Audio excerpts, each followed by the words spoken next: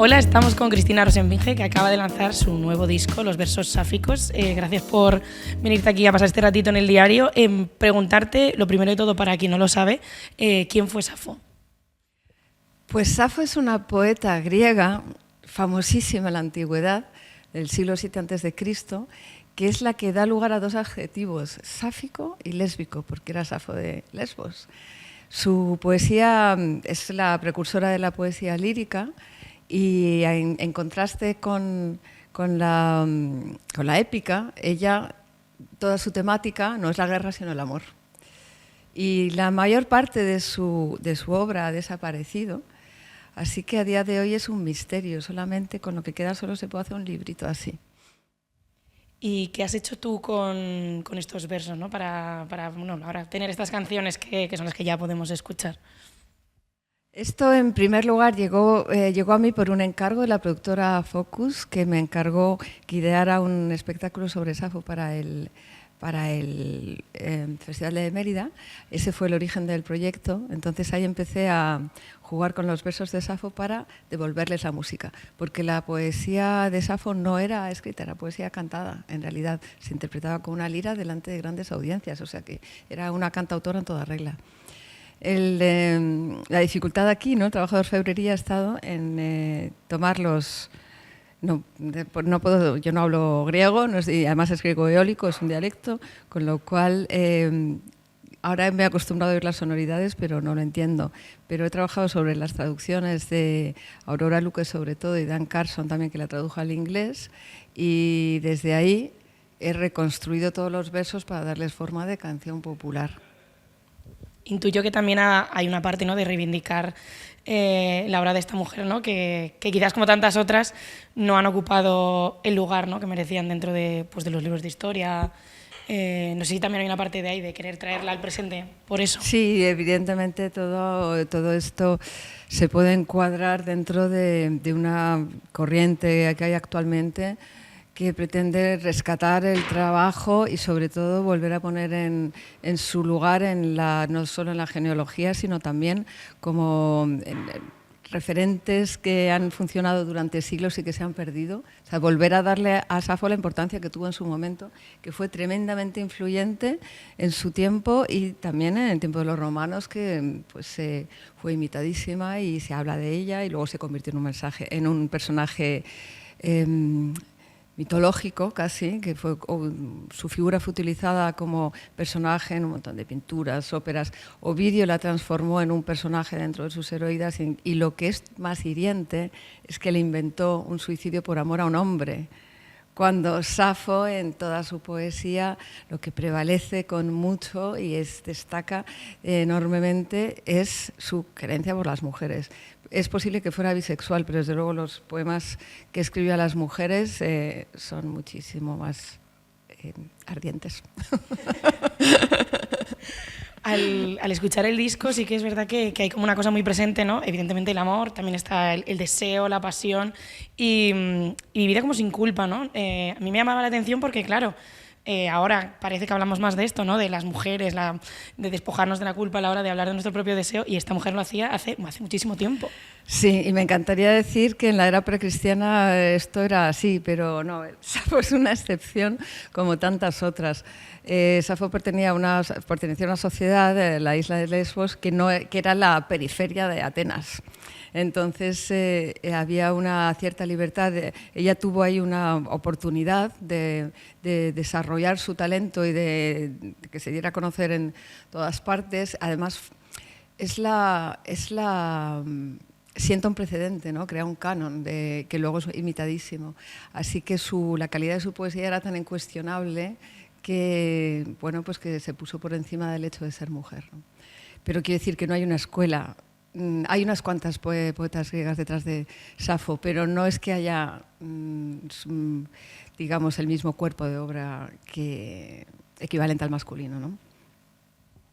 También otro tema del disco, ¿no?, que además solamente por el título ya, Hoy duermo sola, no sé si también hay una parte de querer, de decirlo, ¿no?, de que parece que una mujer, si tú quieres dormir sola, ¿no? Como que es algo que quizás no lo decimos tanto, ¿no? Que parece que tenemos que estar abocadas a querer dormir con alguien y generalmente un hombre.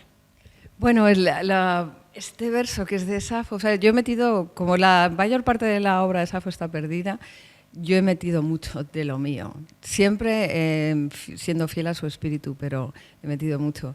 Esta parte que dice "Soy duermo sola" forma parte de una estrofa muy bonita que, si no recuerdo mal, dice "La luna se ha escondido, las pléyades también, pasa la hora propicia y yo duermo sola". Yo lo interpreto como que ha pasado la hora en la que debía recibir la visita de su amante y ella no ha venido y duerme sola. Yo creo que va por ahí.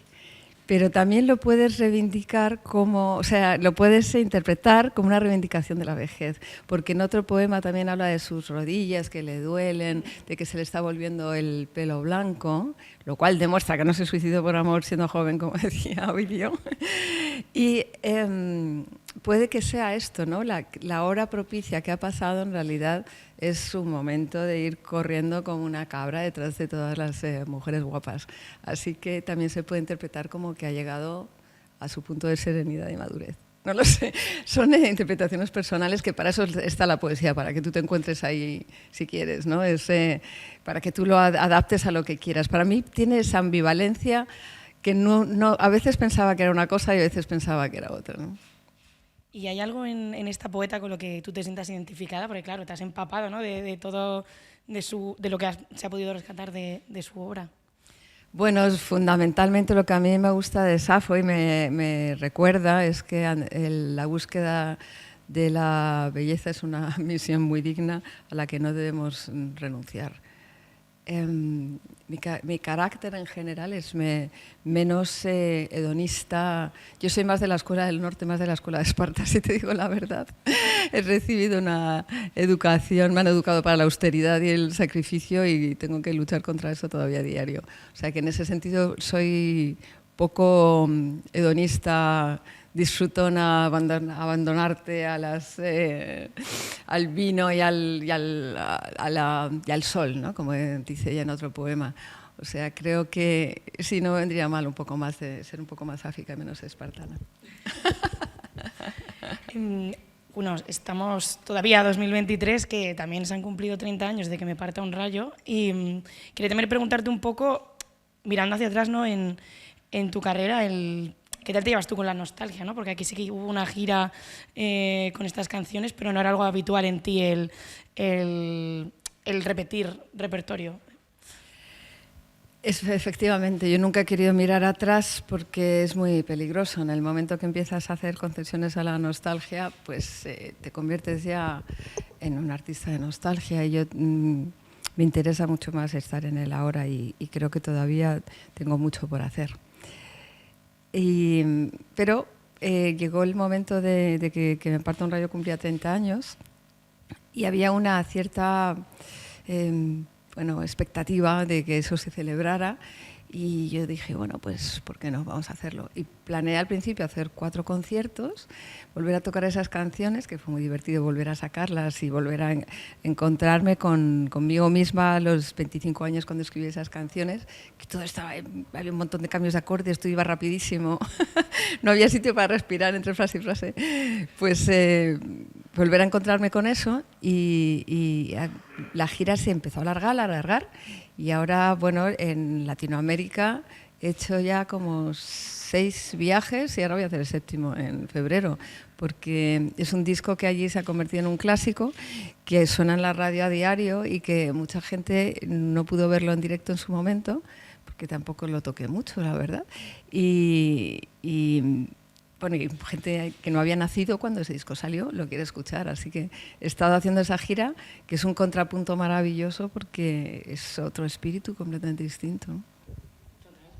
Y claro, yo quería preguntar también un poco cómo fue ese momento, ¿no? En el que parecía que, bueno, que no que tuvieras la carrera hecha, pero que estabas en un punto de éxito, ¿no? Y tú decides desmarcarte de lo que estabas haciendo hasta entonces, apostar por tu carrera en solitario. Además, ahora que ya lo podemos ver con perspectiva, ¿no? Pero ¿qué se te pasó por la cabeza entonces? ¿O cómo fue tomar esa decisión tan a priori? Después de Alex y Cristina. Sí. Em, Fue una decisión instintiva y como todo lo que se hace haciéndole caso a tus vísceras, es que no podía ser de otra manera, ¿sabes? El cuerpo me estaba diciendo que yo no estaba hecha para el mainstream y la relación con Alex había deteriorado y además yo, pues no sé, veía un camino por delante y creía que lo veía posible. Al principio nadie lo veía y tardé un tiempo en convencer a la compañía discográfica, luego tardé un tiempo en hacerme sitio también y en hacerme fuerte, pero mira, he llegado hasta aquí. Total, no sé, un poco, bueno, comentabas, ¿no?, que al principio te costó convencer, y leía, ¿no?, que una parte que la gente no sabía o que en ese momento no se creía tanto en ti, quizás era porque no pensaban que tú hubieras compuesto o que podías componer, ¿no?, de tus propios temas. Bueno, eso me ha pasado a mí, le ha pasado a todas las mujeres, ¿no? Lo de poner en duda tu autoría. Pensar que, de hecho, lo he oído hasta hace muy poco, lo de, es que sabe rodearse muy bien, ¿no? Y yo siempre digo, esa frase es muy maligna, ¿no? No es como que yo sé rodearme muy bien, es que yo atraigo a gente estupenda con mucho talento porque yo también lo tengo, ¿sabes? No es como que soy una perversa que sé a quién llamar para que hagan mi trabajo, eso no es así. Pero sí, esa frase la he oído muchas veces respecto a mí y respecto a muchas mujeres también. Es una forma de negarte el talento, vamos. Y bueno, decías que las escuchas hace poco. Yo iba a preguntarte un poco qué cambio habías notado desde entonces. No sé si es que las cosas han cambiado poco o un poco. Hombre, evidentemente a estas alturas nadie va a poner en duda mi autoría de mis canciones, ¿sabes? Sería una cosa muy ridícula. Sigue habiendo sesgo, o sea, que sigue habiendo sesgo, igual no es tan evidente, pero en el mundo de la música se nota, por ejemplo, en la contratación.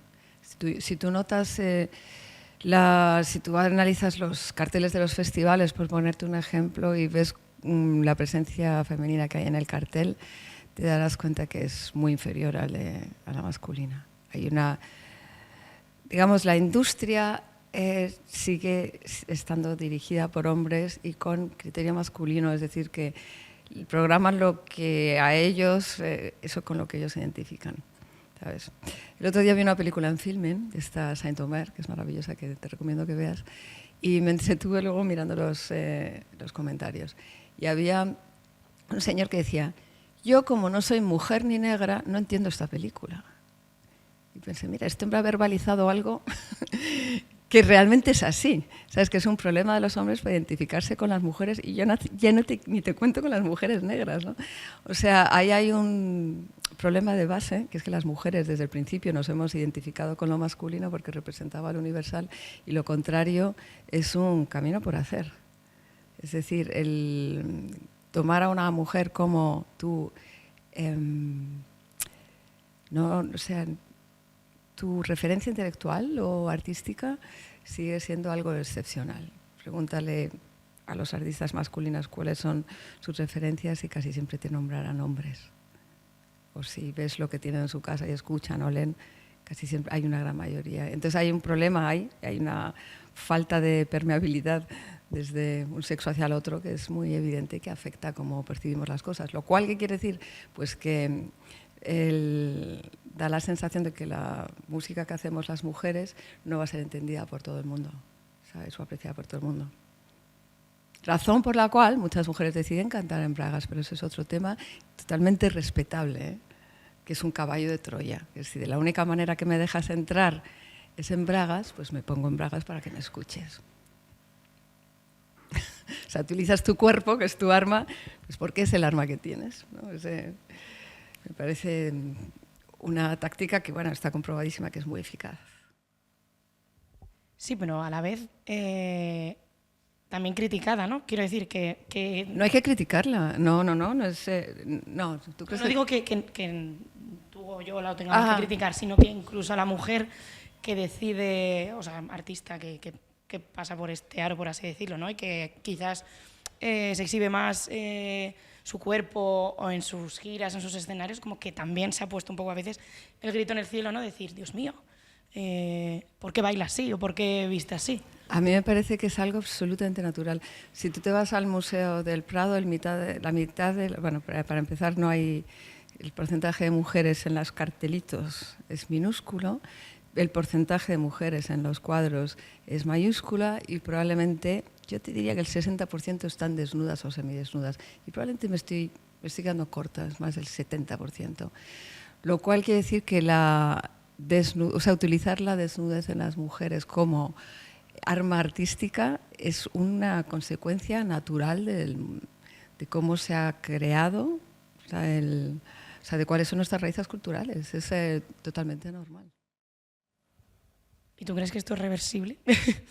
No, yo creo que se irá compensando. O sea, si tú piensas en Ed Sheeran, por ejemplo, por pensar en un hombre que es compositor y que, a ver, según mi criterio, que no tiene atractivo sexual. Hay muchos hombres que sí lo tienen. Incluso piensas, Leonard Cohen, oye, tiene atractivo sexual y bien que se ponía guapo y sexy para que parecerlo, ¿no? O sea, que la mayoría de los hombres que tienen algo lo subrayan. Pero hay algunos hombres que no lo tienen y no se molestan ni siquiera en subrayarlo. Sin embargo, pueden llegar a número 1. ¿Cuántas mujeres, sabes, dónde está el equivalente femenino a Ed Sheeran? O sea, es decir, una mujer que no tenga ningún atractivo sexual o que renuncie totalmente a utilizarlo, incluso yo he estado maquillándome antes de aparecer en vídeo, ¿sabes? Una mujer que renuncie a utilizarlo absolutamente, ¿se la va a escuchar? ¿Se la va a respetar? No, ¿sabes? Se la va a atacar, como tenemos millones de ejemplos, no te digo en el ámbito de la música, sino en otros donde las mujeres se les atacan por el físico. ¿Qué podemos hacer? Yo creo que cada vez somos más y además hacemos cada vez más ruido. O sea, que yo soy muy optimista con el futuro. Claro, y tú que llevas tantos años de carrera, ¿cómo has convivido con esto? Porque claro, no sé si te habrá generado contradicción, si frustración, no sé, ¿cómo ha sido tu experiencia? No es algo que me quite el sueño, te lo aseguro. Yo estoy aquí porque hago música y hago canciones y me gusta mucho hacerlo, ¿sabes? Por eso este disco, Los versos sáficos, donde no es mi vida, no son mis letras, sino lo que he hecho ha sido un trabajo de orfebrería, de coger el trabajo de otra mujer, traerlo a este siglo, devolverle el formato de canción popular y ha habido un trabajo ahí muy bonito como letrista de encajar, ¿sabes? Escribir en estrofa sáfica, por ejemplo, en dicasílabos con un pentasílabo al final, que es una métrica que no me resultaba nada natural, y he escrito una canción tecno que dice contra la épica la estrofa sáfica y está escrita en estrofa sáfica. Bueno, yo vivo para esto, ¿sabes? Este tipo de desafíos y de retos me encantan y por eso estoy aquí y esto es lo que me quita el sueño, hacer esto y hacerlo bien. ¿Y sientes que hay libertad para poder hacerlo? O sea, que la convivencia con la parte menos artística, ¿no? de dedicarte a la música, que tiene que ver más con lo empresarial, con al final tener tu contrato, ¿no? que te paguen, poder llegar a fin de mes. ¿Hay espacio para, en tu caso evidentemente sí, ¿no? Porque aquí estás haciendo el disco que tú has querido, pero a nivel general dentro de la industria hay espacio para esta libertad creativa de poder pensar en esto y de encontrar tu voz y no tanto en, yo qué sé, el número de reproducciones que luego vayas a conseguir? Hay espacio en los márgenes, es decir, creo que no hay espacio en el mainstream y tampoco en el mainstream del indie, ya no sé cómo llamarlo, pero sí, en los márgenes hay mucho espacio porque hay mucho público para esto, ¿sabes? Y yo he hecho muchas cosas que parecían suicidas y que no le iban a interesar a nadie y siempre he encontrado espacio, sí que lo hay. ¿Sientes que ha cambiado mucho tu público desde que empezaste hasta ahora? Bueno, es algo divertido. Yo he tenido todo tipo de público. Empecé teniendo un público muy joven, casi niños, en Alex y Cristina. Luego, Que me parta un rayo fue un disco masivo que le gustó a un montón de gente. Como luego en que Mi pequeño animal empecé a complicarme la vida, a hacer música más oscura y luego en discos posteriores he hecho música más difícil o más intimista, más experimental, he perdido un público y he ganado otro. En los últimos años, desde que 2008, cuando volví a escribir en español pues también fue un momento en el que ya, digamos que encadené, ya no dejé de tocar en directo, ya mi hijo pequeño tenía 3 o 4 años, entonces ya pude empezar a tocar en directo seguido, porque esa es otra cosa, la maternidad es una gran dificultad, vamos, interrumpe sobre todo la vida en directo, que es en realidad de lo que vivimos los artistas, ¿no? Pues desde entonces hay un público muy variado, en edad y en gustos también, ¿sabes? No es uniforme en absoluto. Es algo muy bonito. O sea, me encuentro con señores de 60 y tantos años. El otro día me paró un señor en un semáforo para darme darme las gracias por haber escrito Romance de la Plata, porque me dijo que esa canción reflejaba fielmente la relación que él había tenido con su padre. Me pareció muy enternecedor, muy bonito. Y luego de repente pues tengo, pues no sé, niñas lesbianas de 16 años que me encantan, ¿sabes? Pensar que encuentran algo con lo que identificarse aquí. Me parece maravilloso, pero hay un abanico brutal. Ya que has mencionado el tema de la maternidad, que era una cosa por la que quería preguntarte, también por cómo afecta, bueno, decías que no, que paraba la parte que tiene que ver con actuar, pero no sé si habría manera de ayudar, ¿no?, a las artistas mujeres a que, pues no sé, imagino que habrá muchas, ¿no?, que se planteen si ser o no madre queriendo, por esto mismo. De hecho, cuando me encuentro con otras mujeres por aquí y por allá y compartimos cosas, a mí siempre me hacen la pregunta, que si tú cómo lo has hecho. ¿Sabes? O sea, quiere decir que todas se ven con esta situación de que cómo vas a hacer para estar la mitad del tiempo fuera de casa. Y te pone, o sea, en todas las profesiones es complicado, en esta es muy difícil, sobre todo por lo que te digo, porque yo pasé 10 años tocando muy poco, eligiendo con pinzas lo que podía hacer, no me iba más de 200 kilómetros más allá de mi casa porque intentaba siempre volver pronto. En esos años hice la música más experimental y más rara también, pero siempre ha sido un problema la cuestión de desaparecer, no solo porque no estás físicamente, porque también estás como a cargo de la organización de los cuidados. Y ya no solo te digo de la maternidad, atención, que también tenemos padres y madres mayores.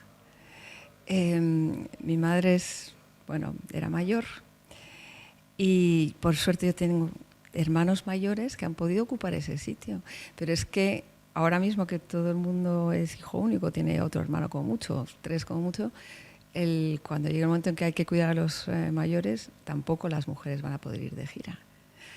¿Cuál es la solución? Pues que los cuidados tienen que estar repartidos equitativamente entre los dos sexos. Es que eso es así, y a ser posible, siempre que se pueda, implicando a la familia y a los amigos, que es lo que he hecho yo también, ¿no? Bueno, ahora uno de los temas así parece, ¿no?, que están candentes es toda la irrupción de la inteligencia artificial. Yo quería preguntarte si crees que dentro de la música hay que preocuparse, o si, no sé un poco cómo sentís la gente que componéis, si esto va a acabar siendo un problema o no, Pues no tengo ni puta idea, pero o sea, nos estamos recuperando de una y ya nos está cayendo otra. De verdad, es que es impresionante, ¿no? Mira, yo lo que veo es que la evolución tecnológica, ¿no?, siempre va muchísimo más rápido que la legislación, obviamente.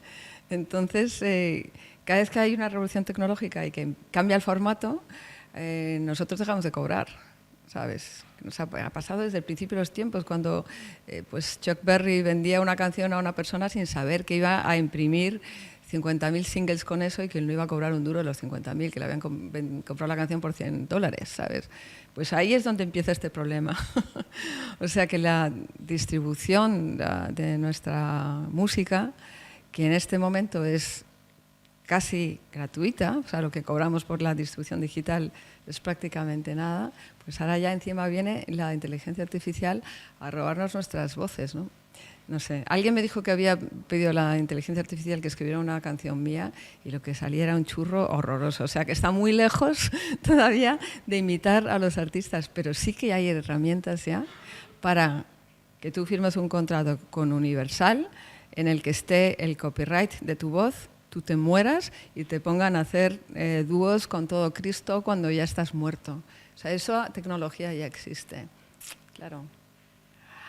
Éticamente, pero esa tecnología existe. O sea, que eso se incluya en los contratos, yo creo que está al caer.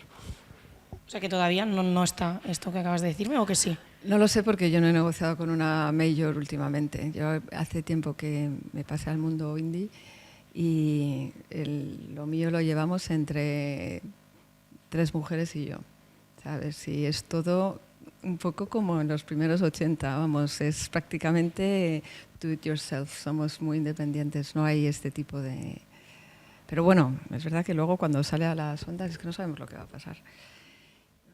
Claro, tú te imaginas, no lo sé, que de repente te propusieran el camino contrario, ¿no? Sino que tú hicieras una canción con alguien, un artista que haya fallecido. Eso me parece una pesadilla. O sea, me parece un mundo tan espeluznante que... Pero... Claro, no lo pongas así, ponlo como... ¿Te gustaría oír las canciones inacabadas, ponte tú, de Bowie, ¿sabes? Que realmente dejó inacabado no sé qué y que se pueda recrear, pues como han hecho con actores que se han muerto y que les han puesto en otras películas. No lo sé, es que, bueno, yo creo que en todo caso es un tema complicadísimo, pero que en el momento que uno deja de tener control sobre su obra, es absolutamente inmoral hacerlo, vamos. Quiero aprovechar también para preguntarte, ya que desde hace poquito tenemos nuevo ministro de Cultura, no es un poco dentro desde el ámbito de la música, bueno, incluso de la cultura, ¿no? Si lo queremos ampliar, ¿qué crees tú que hay que pedirle o en qué debería poner un poco la atención ahora mismo?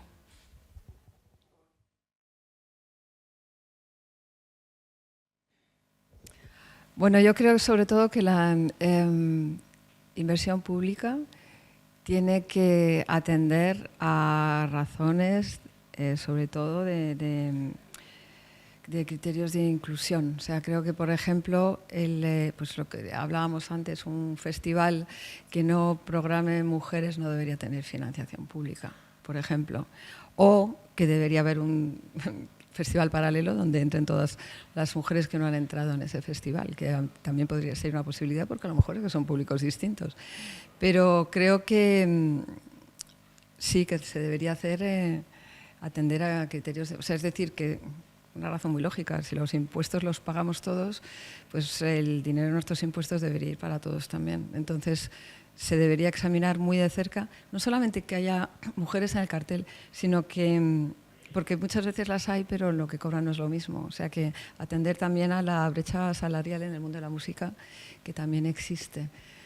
¿Sabes? Aunque yo esté ya en un sitio un poquito por encima, ¿no? Porque yo ya tengo mi propia cosa en marcha que funciona sola en mi propio circuito y la gente con la que trabajo, estoy muy en contacto con la generación de mujeres entre 25, 35, 40 que están haciendo cosas increíbles porque hay una, no sé cómo decirlo, una avalancha de talento femenino haciendo cosas que no se habían hecho antes.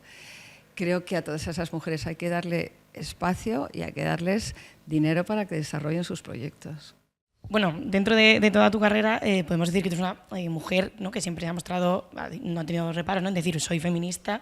Y yo sí quería preguntarte un poco si en todos estos años sientes que hay más recelo desde fuera a que un artista diga que es feminista hoy o lo había antes.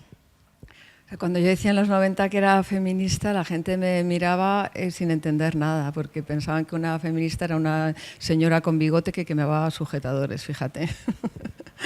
Que luego me enteré que nunca nadie quemó sujetadores, y me parece una pena, porque había que haberlos quemado, sobre todo esos de aro tan incómodos que se llevaban antes, ¿no? La cuestión con el feminismo fluctúan. Hay épocas en las que es aceptado y hay épocas en las que hay una reacción en contra. Hemos vivido lo último recientemente. La buena noticia fue que hubo un año, que fue el 2019, 17, 18, ¿no? Que de repente se convirtió en algo masivo. O sea, me acuerdo de ir a las manifestaciones del 8M, que éramos 4 gatos realmente, ¿no? Y todas señoras mayores. Y de repente hubo un año que eso estaba lleno de chavalas. Y luego ya no eran unas cuantas, es que atascábamos la Gran Vía y era una cosa muy bonita porque parecía una fuerza imparable. Luego vinieron las divisiones, pero sobre todo lo que vino después es una reacción en contra en el que ya no molaba ser feminista. Hemos vivido una reacción en contra y la estamos viviendo, pues que es una reacción feroz. ¿Qué nos cabe? Pues resistir y luchar desde una posición práctica, sensata y estratégica. ¿Sabes? Yo soy de la idea de que no hay que ir exactamente de frente porque no vale la pena discutir con idiotas. Creo que la razón y el tiempo está de nuestro lado. O sea, que creo que las cosas van a acabar cayendo por su peso. Hay que defender las cosas más básicas que se siguen cuestionando una y otra vez. Por ejemplo, el derecho al aborto, que cada vez que hay un pequeño temblor en la fuerza, lo primero que se cuestiona es el derecho al aborto. Y, bueno, ponerse de acuerdo sobre cuestiones básicas y hacer piña. ¿Sabes? Las divisiones nos debilitan. ¿Tú sientes que, o has sentido que por el hecho de bueno, el altavoz que tú tienes, ¿no? Bueno, al final los artistas pues os preguntamos, ¿no? por cosas que muchas veces van más allá de vuestra música, ¿no? Feminismo, cuestiones más políticas. ¿Crees que esto serviría como responsabilidad tener que hablar sobre ello? O, pues yo que sé, por ejemplo, ahora que os tuvierais que pronunciar o no por todo lo que está pasando en Gaza, ¿no? Si... Yo creo que una mujer con una guitarra es feminismo. Creo que no tienes ni que abrir la boca. Ya no estás explicando el feminismo, estás haciendo feminismo. O sea que hay cuestiones que se transmiten de una forma mucho más directa, ¿sabes? Sí. O sea que aunque sí, yo tengo muchísimas canciones que tienen un trasfondo feminista, creo que lo que explica mejor es lo que haces en el escenario. Y lo que demuestras que se puede hacer. ¿Sabes? El hecho de demostrar que puedes tener una carrera, pasar la barrera de los 50 y seguir con una guitarra colgada, eso es puro feminismo. Y bueno, por cerrar, retomando tu nuevo disco, además del álbum en sí, viene acompañado de un libro. Cuéntanos un poco qué hay ahí. Bueno, el disco se edita hoy en plataformas digitales, la gente lo puede escuchar.